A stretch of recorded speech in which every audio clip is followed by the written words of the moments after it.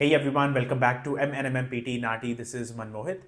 Now guys, आज की video मैं हिंदी में बनाऊंगा और हम इस वीडियो में बात करेंगे समराइज रिटन टेक्स्ट टॉपिक के बारे में, जो कि आपका राइटिंग मॉड्यूल में काउंट होता है, स्पीकिंग प्लस राइटिंग मॉड्यूल में. तो इसके बारे में प्रॉपर डिटेल में एक क्वेश्चन भी करेंगे जस्ट टू सी कि क्या मेथड है इसका, क्या हमें करना चाहिए टू मेक श्योर हम पूरा स्कोर कर रहे हैं इस टॉपिक में से with minimal effort. As an easiest method हम क्या फॉलो कर सकते हैं पूरा स्कोर लेने को, जिस मेथड को यूज़ करके मेरा खुद का 90 आया है पीटी एग्ज़ाम में, रीडिंग में और राइटिंग दोनों में, जिसको यूज़ करके हमारे कितने ही स्टूडेंट्स का रोज़ 79 प्लस 85 प्लस 90 और 90 आ रहा है.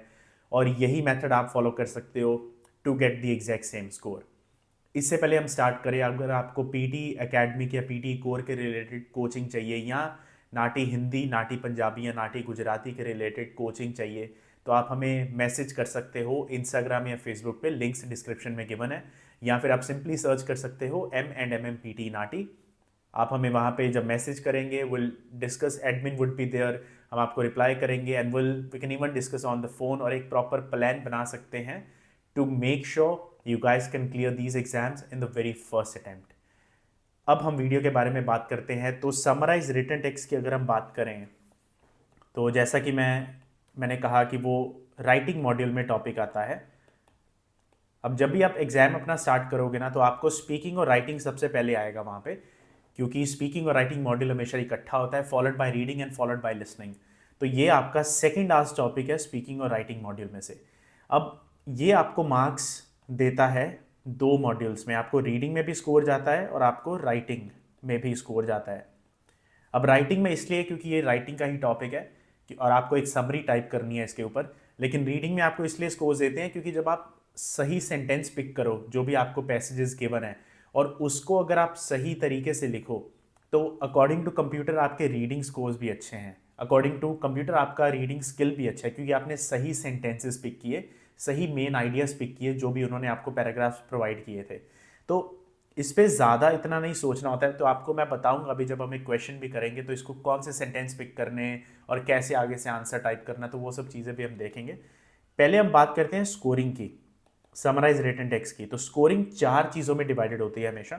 पहला है कंटेंट, फिर है फॉर्म, फिर है ग्रामर एंड स्पेलिंग्स, और चौथा है वोकेबलरी. तो ये चार चीज़ों के ऊपर वो आपको स्कोर देते हैं. Content is worth 2 points, form is worth 1, grammar और स्पेलिंग के होते हैं 2, और वोकेबलरी के भी होते हैं 2. तो कंटेंट इज समथिंग जो आपने अगर सही सेंटेंस पिक किए जिसमें कीवर्ड्स थे, रेलिवेंट कीवर्ड्स थे उस पैराग्राफ में से, तो आपको कंटेंट के तो पूरे मार्क्स मिल जाएंगे. तो अभी हम इसके बाद जब क्वेश्चन करेंगे तो आपको थोड़ा आइडिया होगा कि हम कौन से सेंटेंसेस की तरफ ज़्यादा टारगेट कर रहे हैं. फॉर्म इसमें सबसे ज़्यादा इंपॉर्टेंट चीज़ है, क्योंकि फॉर्म का मतलब होता है आपकी वर्ड लिमिट.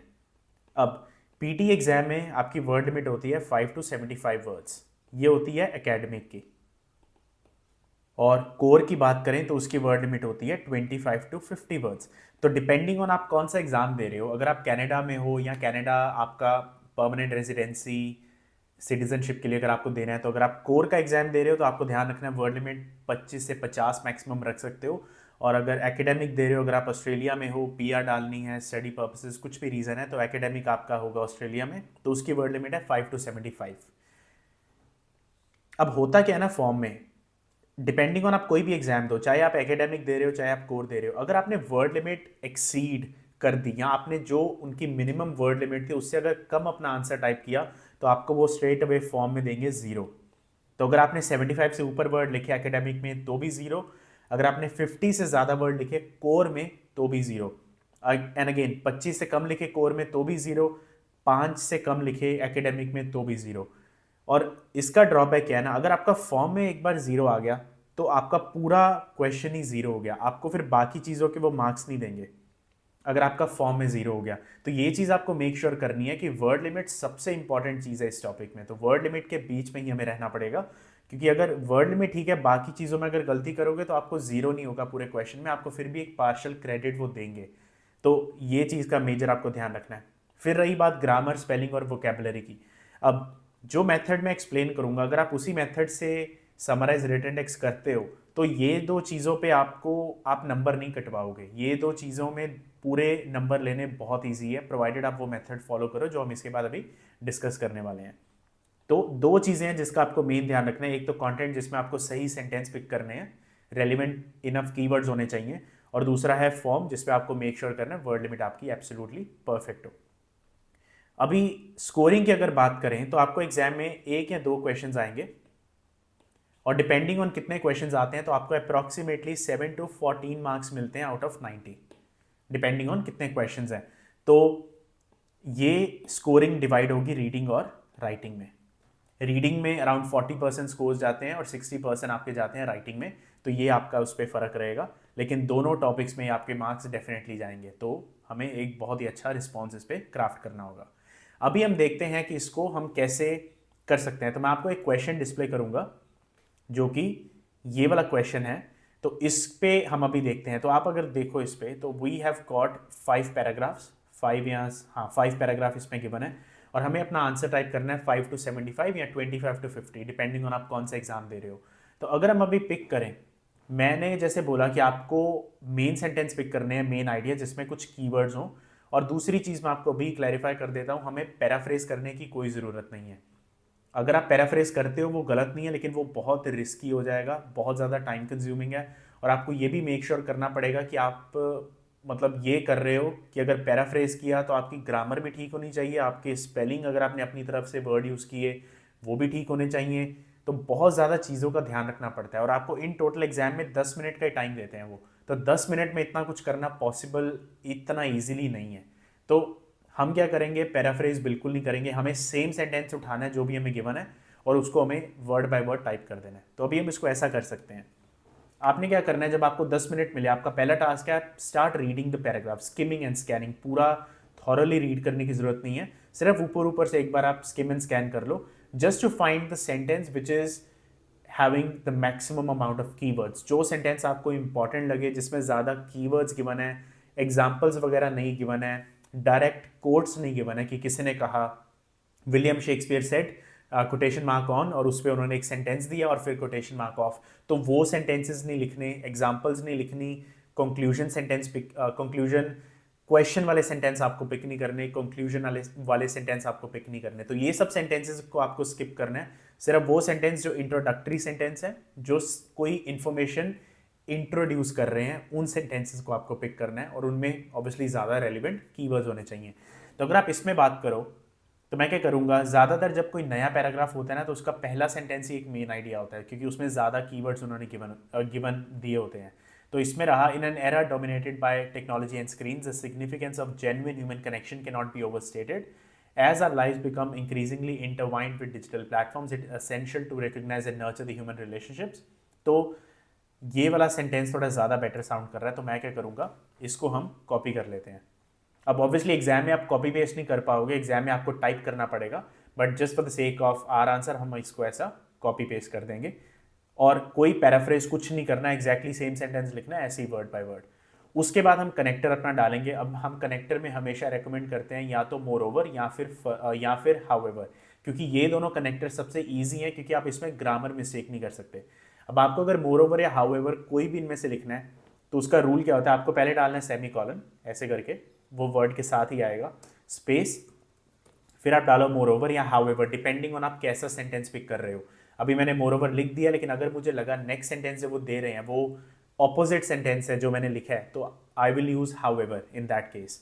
अब इस पे अगर आप सेकंड पैराग्राफ देखो, despite the convenience and connectivity provided by social media and digital communication tools, there is a growing concern that these virtual interactions often lack depth and authenticity. अब ये एक negative sentence है, because उन्होंने जैसे words use किए, और यही अगर आप पहला सेंटेंस देखो, significance of genuine human connections can not be overstated, तो ये एक बड़ा ही एक ना नॉर्मल सेंटेंस था, न्यूट्रल, उस पर कोई नेगेटिव पॉजिटिव नहीं था। लेकिन ये वाला सेंटेंस नेगेटिव सेंटेंस है, तो मैं क्या करूँगा, ये पूरा सेंटेंस पिक करूँगा, लेकिन इसमें मैं मोर ओवर नहीं लगा सकता, मुझे हाउएवर लगाना पड़ेगा, क्योंकि ये ऑपोजिट सेंटेंस है। हाउएवर कॉमा, और उसके बाद मैं सेंटेंस सारा टाइप कर दूंगा। डिस्पाइट का डी स्मॉल होगा, क्योंकि अब वो part of the same sentence हो चुका है, तो हमें ये मेक श्योर करना है कि एक सेंटेंस में हम सारी की सारी समरी लिखें। अब ये चीज़ आपको इस पे ध्यान रखनी होगी, अगर आप पीटी एकेडमिक एग्जाम दे रहे हैं तो आप सिर्फ एक सेंटेंस लिख सकते हो, एक sentence with only one full stop at the end, तो आपको बाकी सेंटेंसेस में कॉमा या सेमीकोलन डालना पड़ेगा। यही अगर आप कोर का एग्जाम दे रहे हो तो कोर में you can have multiple sentences, तो कोर में आप एक सेंटेंस फिनिश करके आप फुल स्टॉप भी डाल सकते हो। तो यही अगर मैं कोर के लिए समरी लिख रहा होता इस पर, तो मैं क्या करता, हाउएवर को ना लिखकर मैं सिंपली फुल स्टॉप डाल देता, तो उसमें मेरे 2 सेंटेंस हो जाते और वो परफेक्ट होता। तो ये मैं इसलिए डिस्टिंग्विश करके आपको बता रहा हूँ, प्लीज़ इस चीज़ का ध्यान रखिएगा कि आप कोर और एकेडमिक को मिक्स मत करो। एकेडमिक के रूल्स थोड़े डिफरेंट हैं, कोर के रूल्स थोड़े डिफरेंट हैं, तो ये दोनों चीज़ों का आपको ध्यान रखना पड़ेगा। तो अभी लिख लिया, अभी मैं इसके वर्ड्स चेक करता हूँ हमने कितने लिख लिए, हमने 44 वर्ड्स लिख लिए। तो अगर तो ये आपका पीटी कोर एग्जाम होता तो यहीं पे मैं अपना आंसर एंड कर देता, क्योंकि मेरे पास और वर्ड्स लिखने को है नहीं, 50 वर्ड से ज़्यादा मैं लिख नहीं सकता, 44 इज़ गुड इनफ। और अगर मैंने एक सेंटेंस ऐड किया तो वो डेफिनेटली 50 से ऊपर जाएगा, तो मैं कोर के लिए तो और नहीं लिखूंगा। अगर मेरा एकेडमिक एग्जाम है, मुझे पता है मैं मैक्सिमम 75 वर्ड्स तक लिख सकता हूँ, तो मैं इसमें एक दो सेंटेंस और इंक्लूड कर सकता हूँ डेफिनेटली। तो मैं क्या करूँगा, after authenticity colon semi colon डाल दिया। अब हम देखते हैं और क्या सेंटेंस पिक कर सकते हैं। तो ये 2 पैराग्राफ हो गए, अब रिमेनिंग 3 पैराग्राफ में से हम 1-2 सेंटेंस उठाएंगे। अब इस पर ये कह रहे हैं, human connections are not just about the exchange of information, they are about empathy, shared experiences and emotional support. अब इस पर काफ़ी एग्जाम्पल्स दी हैं, तो मैं ये सेंटेंस नहीं पिक कर रहा हूँ। They are about listening, understanding and offering a helping hand when needed. Again कुछ एग्जाम्पल्स दी हैं। These connections create a sense of belonging and contribute to our overall well-being। तो ये सेंटेंस फिर चल जाएगा, लेकिन और देखते हैं। Building and nurturing meaningful human relationships require time, effort and intentionality। तो ये सेंटेंस थोड़ा इंपॉर्टेंट साउंड कर रहा है, क्योंकि अच्छे कीवर्ड्स गिवन है, building, nurturing, meaningful human relationships. तो ये वाला सेंटेंस में, अब ये सेंटेंस नेगेटिव था कि positive? Building and nurturing meaningful human relationships require time, effort and intentionality. तो उसी के रिलेटेड वो आगे एक्सप्लेन कर रहा है कि ह्यूमन कनेक्शन कितने इंपॉर्टेंट है। तो मैं मोर ओवर इस पर डाल सकता हूँ, क्योंकि मैं उस पर ऐड ही कर रहा हूँ इन्फॉर्मेशन। तो ये एक सेंटेंस आ गया, और बिल्डिंग का बी अब स्मॉल हो जाएगा टू मेक श्योर वो एक ही सेंटेंस है। तो अभी अगर हम वर्ड्स देखें, मैंने 56 वर्ड्स लिख लिए, तो अभी भी मेरे पास कुछ वर्ड लिमिट है 75 तक, तो मैं एक सेंटेंस और डाल सकता हूँ। अब ये भी हो गया, एक लास्ट पैराग्राफ है। In a world that often values virtual connections and digital distractions, let us not forget the profound impact of human relationships. ये इंपॉर्टेंट है। As we navigate the digital age, let us make a conscious effort to prioritize genuine human connections, for they are the threads that weave the fabric of our lives, providing comfort, joy। तो ये बहुत लंबा sentence है, word limit की वजह से मैं लिख नहीं पाऊंगा, तो मैं क्या करूंगा, ये पहला सेंटेंस पिक कर लेते हैं, रिलेशनशिप्स तक। और कुछ अच्छे कीवर्ड्स भी हैं, virtual connections, digital distractions, profound impact, human relationships. तो इस पे मैं again similar kind of sentence है, तो semi colon, more over, comma और लास्ट सेंटेंस डाल के फुल स्टॉप। अब एक बार वर्ड लिमिट देख लेते हैं कि 75 से ऊपर ना जाए। तो कितने हो गए, 78 वर्ड्स हो गए। दैट मीन्स मैं पूरा नहीं लिख सकता, तो हमें 75 से नीचे रहना है। अब लास्ट सेंटेंस अगर आप देखो, in a world that often values virtual connections and digital distractions, ये अगर मैं पार्ट रिमूव भी कर दूं और यहां से लिखूं, more over late us not forget the profound impact of human relationships. Again मैंने हाफ सेंटेंस लिख दिया, ग्रामेटिकली वो फिर भी करेक्ट है, और मैंने कोई पैराफ्रेज नहीं किया। अभी अगर हम वर्ड लिमिट देखें तो कितनी हुई, अभी मेरी वर्ड लिमिट हो गई 67, और ये परफेक्ट वर्ड लिमिट गिनी जाएगी अगर आप पीटी एकेडमिक एग्जाम दे रहे हो। क्यों, मैंने आंसर अपना 5 to 75 के बीच लिखा। अब देखो इसमें कोई स्पेलिंग मिस्टेक होने के चांस नहीं है, क्यों, मैंने सीधा सीधा वर्ड्स उठाए जो मुझे गिवन थे। ग्रामर मिस्टेक नहीं हो सकती, क्यों, मैंने अगेन सेम सेंटेंस उठाए, मैंने अपनी तरफ से कोई चेंजेस नहीं किए। और वोकैबुलरी के मुझे पूरे मार्क्स मिलेंगे, क्योंकि मैंने सारे के सारे कीवर्ड्स पिक किए जो करने चाहिए थे, सारे रेलिवेंट कीवर्ड्स थे, अच्छे कॉम्प्लेक्स कीवर्ड्स थे। तो उन सब की वजह से मुझे वोकैबुलरी में भी पूरा स्कोर मिलेगा, कंटेंट में भी पूरा मिलेगा, क्योंकि मेरा कंटेंट गुड इनफ था, सारे मैंने मेन आइडियाज़ अच्छे अच्छे पिक किए। फॉर्म में भी पूरे मार्क्स मिलेंगे, क्योंकि मेरी वर्ड लिमिट 5 to 75 के बीच थी, और अगर कोर था तो मेरी 25 to 50 के बीच थी। तो ओवरऑल मुझे इस आंसर के पूरे स्कोर दिए जाएंगे, क्योंकि मैंने हर चीज़ उसमें फॉलो की। तो ये आपको थिंकिंग रखनी होगी एग्जाम में जब आप समराइज रिटन टेक्स्ट अटेम्प्ट करो, कि it's not about impressing a computer, आपको सिंपली वो करना है जो कंप्यूटर को आपसे चाहिए। और एज लॉन्ग एज आप वो सारे बॉक्सेस टिक कर रहे हो जो कंप्यूटर आपसे मांग रहे हैं, तो आपको वो डेफिनेटली फुल स्कोर इसका देगा। और इसी को फॉलो करके मेरा खुद का 90 आया, मोहित का 90 आया, हमारे स्टूडेंट्स का रोज 79 85 प्लस 90 बना रहा है उनका परफेक्ट, क्योंकि वो फॉलो कर रहे हैं जो एक्चुअल में उनको करना चाहिए। Guys all the very best if you have got exams coming soon. अगर कोई भी क्वेश्चंस है प्लीज़ आप कमेंट सेक्शन में लिखिए and me and Mohit can reply to all of you. अगर आपको कोचिंग चाहिए, मी एंड मोहित हम दोनों पर्सनली कोचिंग प्रोवाइड करते हैं for PT exam, core academic, NAATI, Hindi, Punjabi, Gujarati. आप मैसेज करिए इंस्टाग्राम फेसबुक पे, हम आपसे बात करेंगे एंड विल मेक श्योर आप ये एग्जाम्स क्लियर करो अपने वेरी फर्स्ट अटेम्प्ट में। Guys stay safe wherever you are and I will see you all in the next video.